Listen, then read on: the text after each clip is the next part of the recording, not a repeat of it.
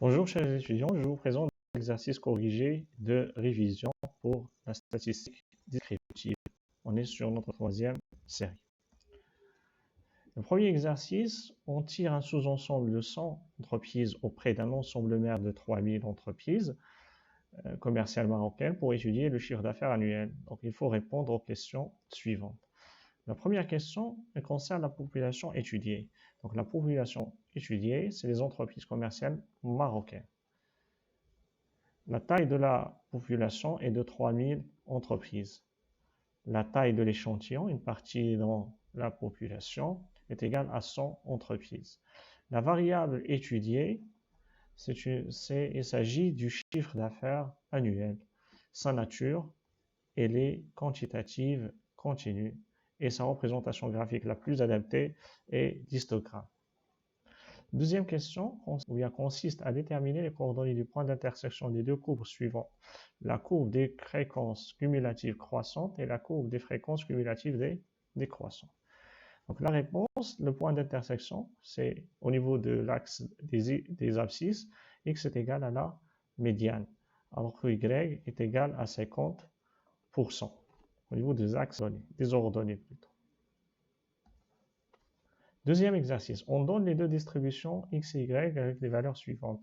La première distribution x, dans laquelle sigma i est de 1 vers 6, xi est égal à 160, alors que la somme des x au carré est égale à 5152. Nous avons la covariance entre les deux distributions est égale à 43,51 et nous avons la somme des yi est égale à 41 et la somme des yi au carré est égale à 357. Donc on essaie un petit peu de comparer les deux distributions dans la première question. Donc pour comparer les deux distributions, on utilise le coefficient de variation. Donc le coefficient de variation est égal à l'écart type divisé par la moyenne arithmétique.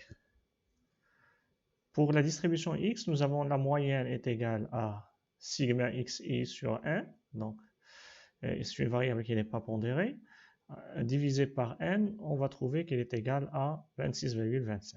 Ça, c'est la moyenne arithmétique de la première série qui est x. Pour l'écart type, c'est racine carrée de la variance. Donc, on calcule la variance à travers les éléments que nous avons donnés. Elle est égale à 12,14. Enfin, le coefficient de variation est égal, comme nous avons dit, à l'écart type divisé par la moyenne arithmétique qui est égale à 0,45. Si on approche, on arrondit, on va trouver 0,40. Toujours pour comparer les deux séries, on utilise le coefficient de variation qu'on calcule ici pour la distribution y. Donc la moyenne arithmétique c'est 6,83 et également l'écart type est égal à 3,58.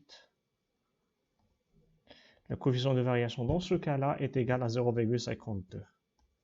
Pour illustrer notre comparaison, donc, dans un petit tableau, nous avons au niveau de la moyenne 26,67 pour x et la moyenne pour y est égale à 6,83. Donc la moyenne elle est supérieure de x par rapport à y. L'écart type également elle est plus élevé chez la distribution x et elle est par rapport à la distribution y. Par contre, si on rapporte l'écart type pour donner plus de signification à la dispersion de cette série, donc on va trouver qu'elle est égale seulement à 0,46 pour la distribution x et 0,52 pour la distribution y. Donc la dispersion autour de la moyenne est plus élevée pour la distribution de y que celle de x. Passons maintenant à la deuxième question, toujours au niveau des données de cet exercice. Donc on a les données devant nous, donc on cherche à déterminer les droites de régression, les droites de y par rapport à x et les droites de x par rapport à y. Donc la droite de y par rapport à x consiste à utiliser l'équation suivante, y est égal à ax plus b, c'est l'équation plutôt, c'est l'équation de la droite d'ajustement linéaire. Donc dans ce cas-là, le a est égal à la covariance de x, y par rapport à la variance de x, et b est égal à y la moyenne moins ax la moyenne. Donc nous avons déjà calculé la moyenne de x et la moyenne de y. Maintenant, la variance de x, on a déjà également calculé. On pose a et on va trouver que a est égal à 0,30. Donc b, on remplace dans l'équation précédente, on trouve qu'il est égal à moins 1,17 et par conséquent l'équation est égale ainsi. Donc l'équation de la droite d'ajustement linéaire est égale à 0,3x moins 1,17. Pour l'inverse maintenant, la droite de x par rapport à y, donc je mets, c'est la covariance de x par rapport à y, maintenant sur la variance de y et non pas de x. Donc nous avons déjà les moyennes de x et de y que nous avons déjà calculées dans les questions précédentes. Donc la variance de y, on met la formule suivante et on déduit. Sa valeur est égale à 43,51 divisé par, nous avons dit, la variance de y. Donc nous avons trouvé que a est égal à 3,86. Et b, en plaçant dans l'équation b est égal à x bar moins ay bar, donc nous allons trouver que b est égal à 0,31.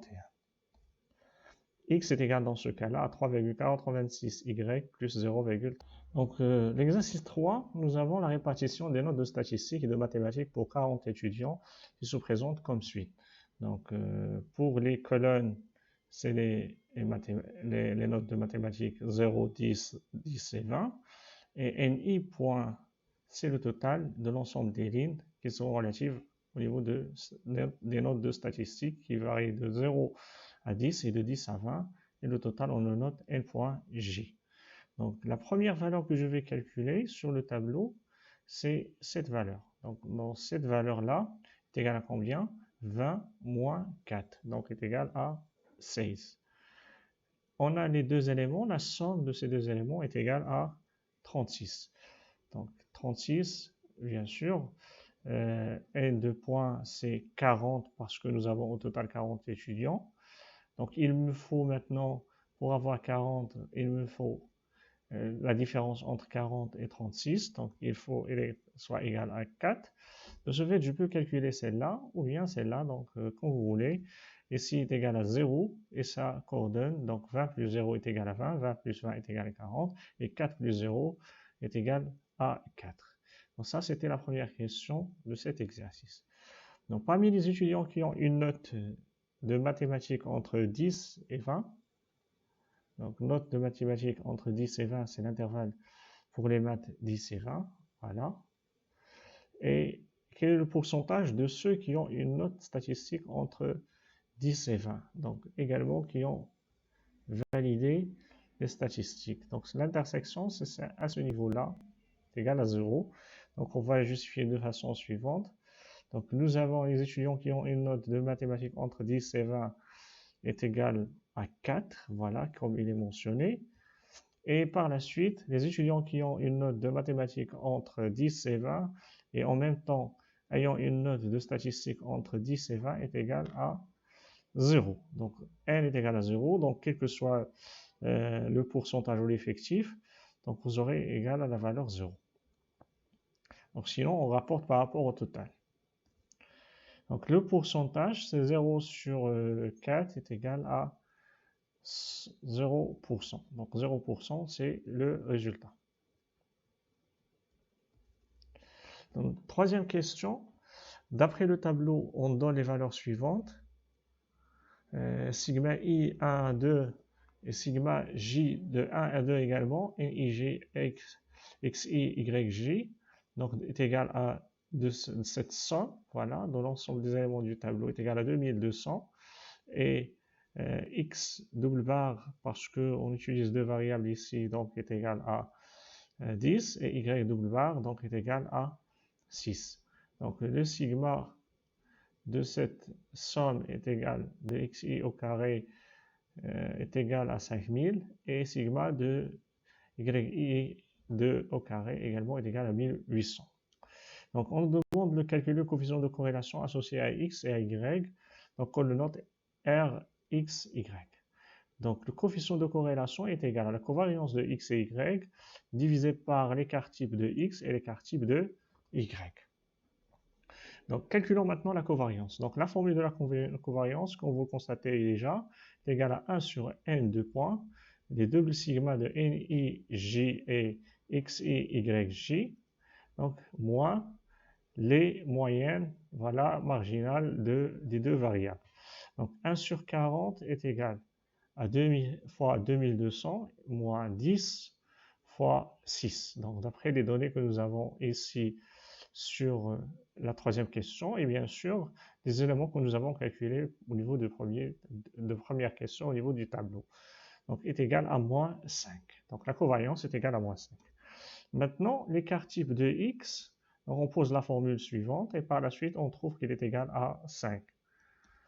Par la suite, l'écart type de y, donc on pose sa formule d'après les formules de l'écart type dans le cadre de deux variables et nous avons trouvé qu'il est égal à 3. Par la suite, je n'ai qu'à placer les éléments au niveau de ma formule et je trouve qu'il est égal à moins 0,33. Et dans ce cas, il y a une faible corrélation au sens inverse. Exercice 4, il est relatif aux indices des prix des deux produits de deux périodes différentes, 0 et t. On ne va pas le donner avec les 100, mais on va le donner avec les valeurs réduites. Donc, l'asperge de t0 par rapport à la date de référence est 1,175 ou bien 117,5 si on utilise les indices en multipliant par 100. Donc, le pH également de 0 par rapport à t est égal à 0,853.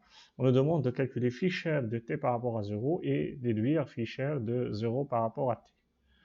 Donc, commençons par Fisher de t par rapport à 0. Donc, c'est la somme, donc c'est la moyenne géométrique de l'asperge et de pH.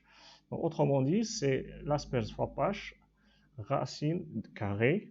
Donc, je place les éléments dont j'ai au niveau de ma formule. Donc, j'ai déjà la valeur de LT par rapport à 0, mais j'ai P 0 par rapport à T. Donc, ce qui va passer à l'inverse de P par rapport à 0 par rapport à T. Et on utilise les deux chiffres et nous aurons le résultat suivant, 1,174. Par la suite, Fisher de 0 par rapport à t est égal à 1 sur Fisher de t par rapport à 0, ce qui va nous donner une valeur qui est égale à 0,852.